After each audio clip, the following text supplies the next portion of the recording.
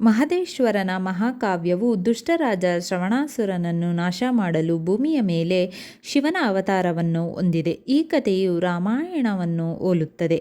ಇದು ಒಂದು ಮಹಾಕಾವ್ಯವಾಗಿದೆ. ಈ ಕಥೆಯು ಸಂತ ಮಹದೇಶ್ವರನ ಜೀವನ ಮತ್ತು ಪವಾಡಗಳ ಕುರಿತಾಗಿದೆ. ಮಹದೇಶ್ವರನ ಬೆಟ್ಟದ ವಾರ್ಷಿಕ ಜಾತ್ರೆಗೆ ತೆರಳುವ ಯಾತ್ರಿಗಳು ಈ ಕಥೆಯನ್ನು ಹಾಡುತ್ತಾರೆ. ಗರ್ಭಗುಡಿಯಲ್ಲಿ ಪೂಜಿಸಲ್ಪಡುವ ಲಿಂಗವು ಸ್ವಯಂ ವ್ಯಕ್ತವಾಗಿದೆ. ಶ್ರೀ ಮಹದೇಶ್ವರ ಸ್ವಾಮಿ ಬೆಟ್ಟದ ಸುತ್ತಲೂ ಪವಾಡಗಳನ್ನು ಮಾಡಿ ಅಲ್ಲಿ ವಾಸಿಸುವ ಜನರನ್ನು ಮತ್ತು ಸಂತರನ್ನು ರಕ್ಷಿಸಿದರು. ಚೆಲ್ಲಿದರು ಮಲ್ಲಿಗೆಯ ಬಾಣ ಸುರೇರಿ ಮ್ಯಾಲೆ, ಅಂದದ ಚಂದದ ಮೈಕಾರ ಮಾದೇವಂಗೆ ಚೆಲ್ಲಿದರು ಮಲ್ಲಿಗೆಯ. ಮಾದಪ್ಪ ಬರುವಾಗ ಮಾಳೆಲ್ಲ ಗಮ್ಮೆಂದಿತೋ, ಮಾಳದಲ್ಲಿ ಗರಿಕೆ